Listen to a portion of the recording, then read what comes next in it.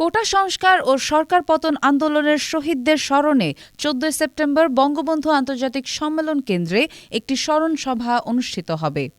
এই সভার আয়োজনে প্রায় ৫ কোটি টাকা ব্যয় হবে বলে জানিয়েছেন অর্থ উপদেষ্টা ড. সালেহ উদ্দিন আহমেদ।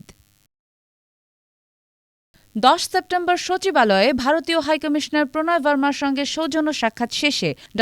সালেহ উদ্দিন সাংবাদিকদের জানান, অনুষ্ঠানে আন্তর্জাতিক অতিথিদের আমন্ত্রণ জানানো হবে। অতিথি নির্বাচনের দায়িত্ব উপদেষ্টা পরিষদের ছাত্র প্রতিনিধি নাহিদ ইসলাম ও আসিফ মাহমুদের উপর দেওয়া হয়েছে। এ সভার মূল উদ্দেশ্য হল কোটা সংস্কার ও সরকার পতনের আন্দোলনে শহীদদের সম্মান জানানো। এতে শহীদদের স্মরণে বিশেষ আলোচনা ও অন্যান্য বিভিন্ন আয়োজনের পরিকল্পনা রয়েছে।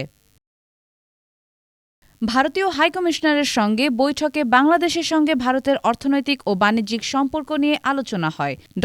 সালেহ উদ্দিন জানান, ভারত বাংলাদেশের দীর্ঘদিনের ঘনিষ্ঠ প্রতিবেশী এবং চলমান বিভিন্ন প্রকল্পে কোনো সংকট নেই, বরং ভারত বাংলাদেশের বিজ্ঞান ও প্রযুক্তি খাতে বিনিয়োগে আগ্রহী।